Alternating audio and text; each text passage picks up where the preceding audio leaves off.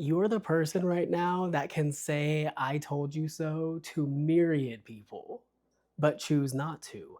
Why are you always correct about stuff? Stuff you shouldn't know, you just do know. And I feel like you are grinding the gears of people in general because of the accuracy of your points. I don't know why I got flippant. Like, there's, you are making a point right now. That's what you need to hear. You're making a point, and it is not able to be like, I don't know, dismissed. There's something very poignant about your speech patterns. There's something very just correct about you. Right? So let's see what Spirit's got. Justice. Perfect, Libra. Libra, because you really are. You're right about this, you're right about that, and you're sure as hell right about him and her. I promise you are.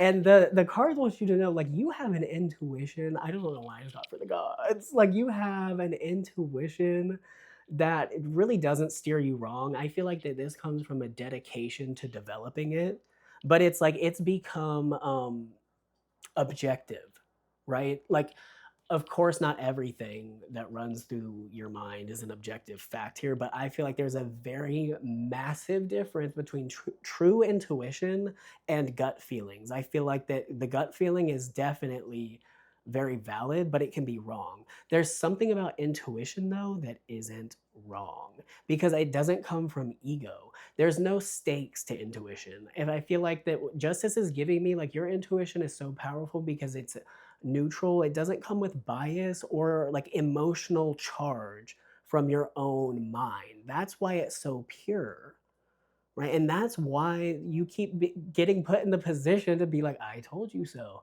But the fact that you don't speaks to, again, like this, it's not an ego trip for you. You don't need validation. You don't need to know you're right because you know you're right. And they do too.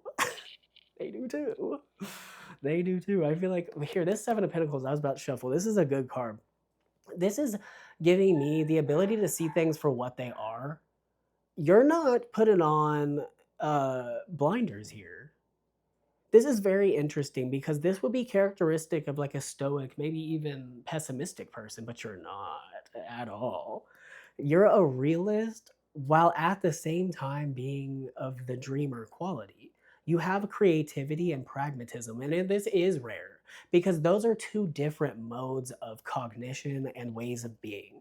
It's not really easy to switch between the two, to switch between pure logic and creativity to even enmesh them at times. And yes, everybody has the capacity to do this, but the fact of the matter is that they don't, but you do. You know, and this allows you to move in a way that's uniquely grounded, but still elevated. Like you're not touching the ground, but you're touching the ground.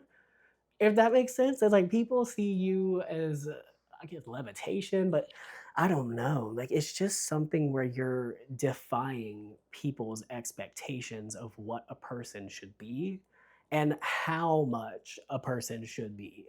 I feel like you're not a limiting type. You don't limit yourself. And this, again, gives you insight into so many different things. And it's why you have this knowledge because you don't limit yourself. You're not turned off by different culture. You're not turned off by things that are designed to turn people off because I feel like certain knowledge is protected by the world itself. Certain things are protected by the world and it uses human prejudice, it uses human bias to drive them away from the treasure.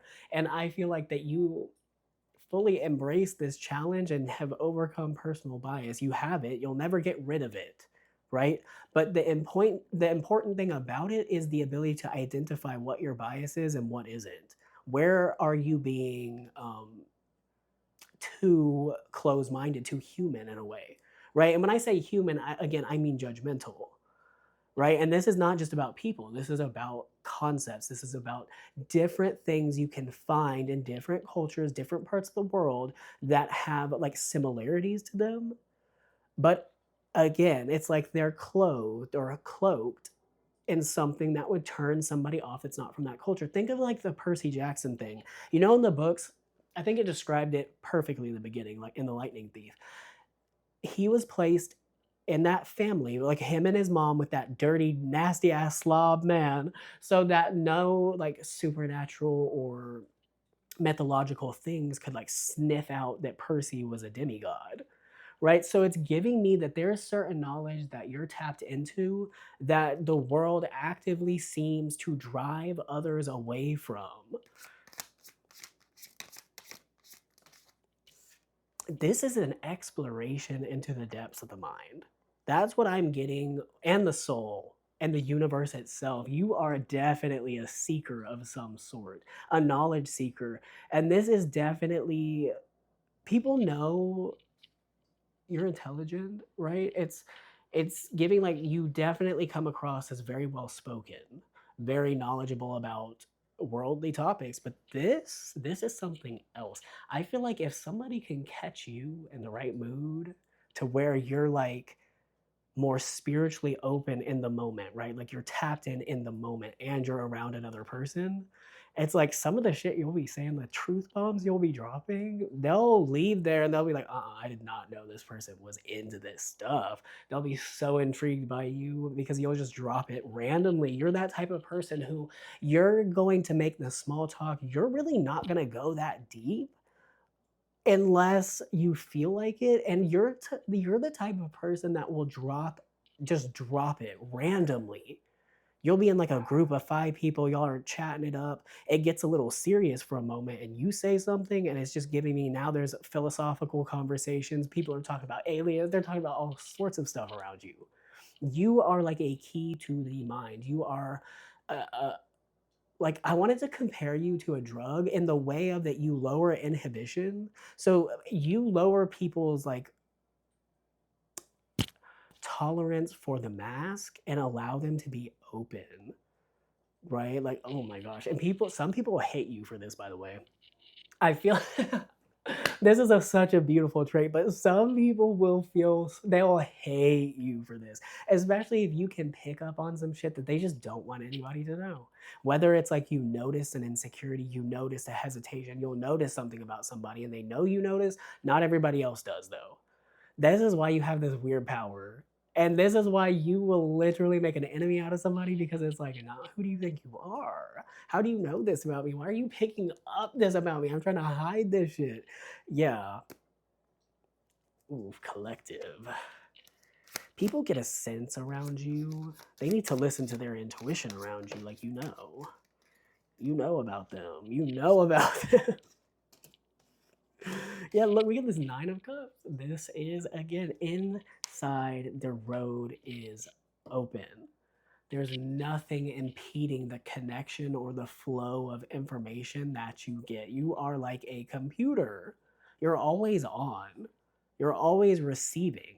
There's just not a day or a second or a whatever that goes by where you're not tapped the fuck in. The 9 of Cups is somebody who has their ducks in a row. The 9 of Cups is somebody who is in an internal place of serene acceptance, radical acceptance, even. That's what I kind of got for the 9 of Cups, this radical acceptance of you and your life and how this has shot you forward. You know what they say when they're like, know thyself, when it sounds so simple, but you really do. You know who you are. You know who you are, and this makes other people know who you are. It really does.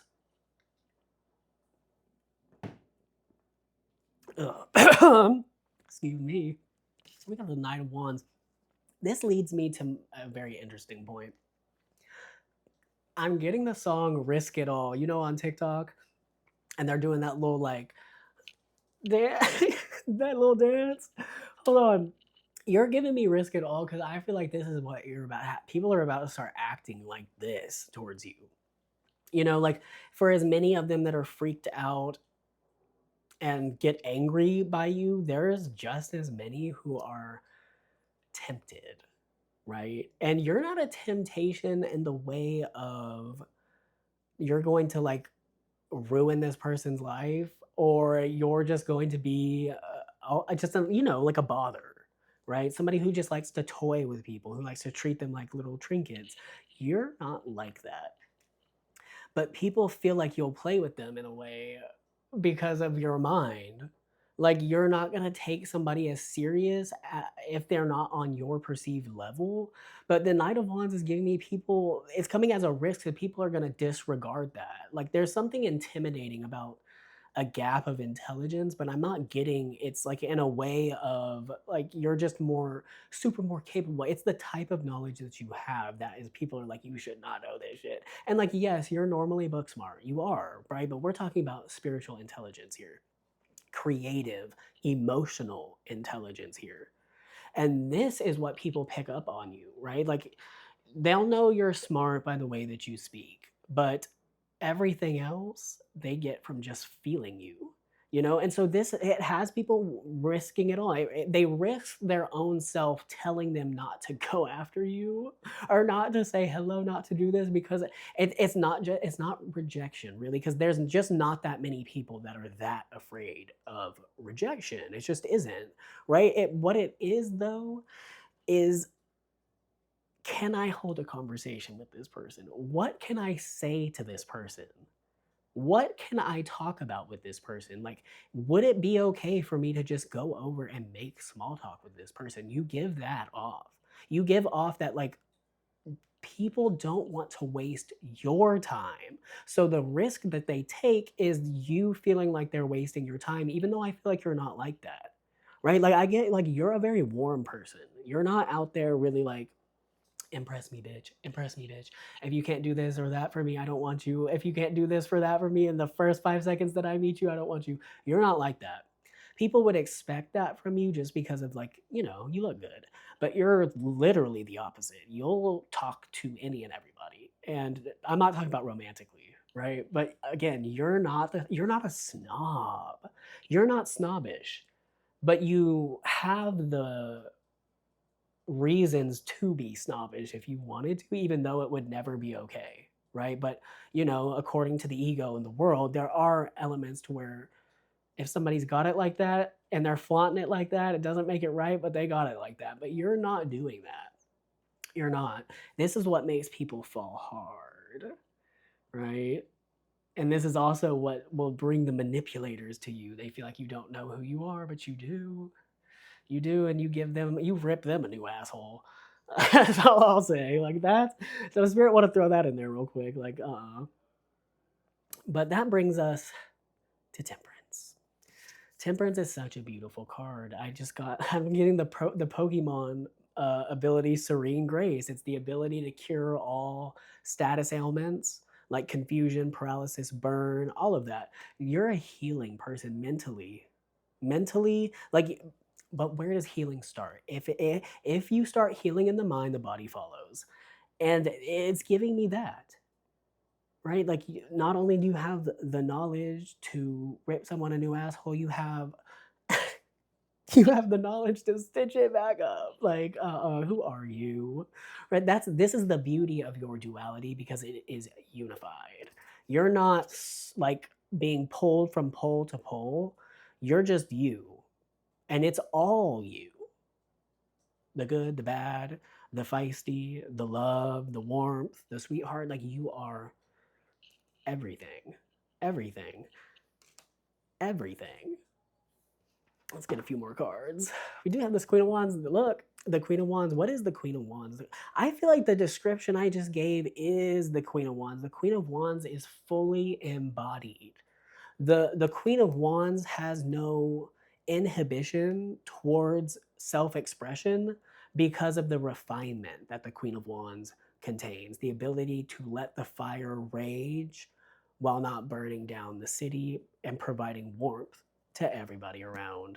That's what you're giving. That's what you're giving. There's a mystical quality to you. There's an ancient quality to you. There is a, I just got like city state, like high priestess, ancient Mesopotamia. Like it, that you're just given a vibe, right? High priestess.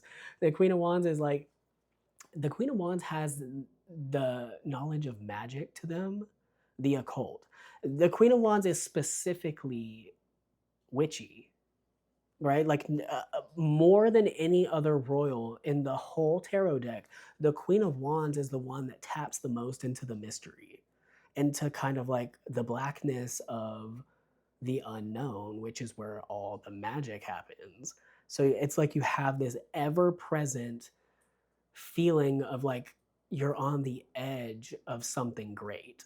Like you're always walking this edge to where it's like people feel like it's any day now, anytime now, you're going to drop another one that's just going to shatter preconceived notions, previous ways of viewing. Like they're just waiting with bated breath for you to just let it loose. Oh, look, speaking of the High Priestess, there, there she is. But yeah, look, you've got so much insight into the human condition and the human mind that people feel like that you could be the one that is between them and their answer, the same type of answers that you've received about yourself. The High Priestess is known to guard the gates to the higher mysteries, to only let those who deem themselves worthy, who know themselves as a magus in a way, you know what I mean. Basically, it is access to the mental plane of like existence, an understanding of it. You have insight into that. It's something that people care more about than knowing science. They want to know the secrets of the human mind because that's something that affects us all every single day. Science is in the background, and yes, it's a part of life, and I love science, right? But the human mind is the true fascination of humanity's entire history. It's the thing that I feel like defines us, is our thinking. We are the only animals on earth with this level of cognition, and it's for a reason, you know? And you represent a portion of the species that really understands the last true frontier other than the ocean and deep space. It's the human mind. And you're giving an explorer of that. You're giving me a person who can offer the way to somebody who needs a piece of information that they're not going to be able to stumble across on their own. So God puts you in their path. You're not serving as a gatekeeper to keep them out. You are kind of like, you're serving almost as like, what do you call that? Not a clerk. It's not, you're not letting them in necessarily. It's not that. But it's like if they're meant to find the path, they're going to stumble upon a person like you who has a deep understanding of how to begin the path in the first place. And you give me a shaman energy because it's, you know, like the wounded healer, because you had to do it the hard way. You were not sent a you. Because if you were sent a you would not be you, and you could not be sent to another. You had to become the paradox. You had to undergo the catch 22, and you did it. You did it. And now Spirit is like, yes, because now you can be the way, right? And this is not the sole point of your purpose, not at all, right? But it's part of it. It's part of it. It's beautiful, you know? You contain a level of knowledge and of experience that people really they value. Like, look, I don't even have the cards are speaking. We got the Ten of Swords. The Ten of Swords is the end of their when they come to the conclusion and the impassable wall, right? That they need an information that they don't know how to put into words. They can't just Google it, right? It's hard to define it. You help define it. You give form to the unseen things within the mind. You know, like some people, what's that called? It's an inability to recognize or truly describe how you feel, and it's not something that limits itself to neurodivergent individuals. It's not. It affects the entire human race, and I'll tell you why I know that, because bitch, we fight wars. We continue to do this stuff unendingly, and it's because of that. It's because of a lack of really being able to communicate with each other. And I feel like you're offering a level of communication that is simply new, right? It's a maybe I shouldn't say new. There's been people like this since the dawn of human history, but they are far and few between. So when one pops up, they need to be told, right? So if you resonate with this, you are one of those people. You have this deep understanding of the mind and of communication, and you really know how to convey it to people. So we're going to get one last card. You'll see.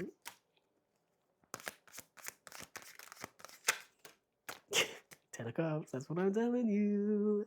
You offer the way. You offer the way. Do you see how this is building up?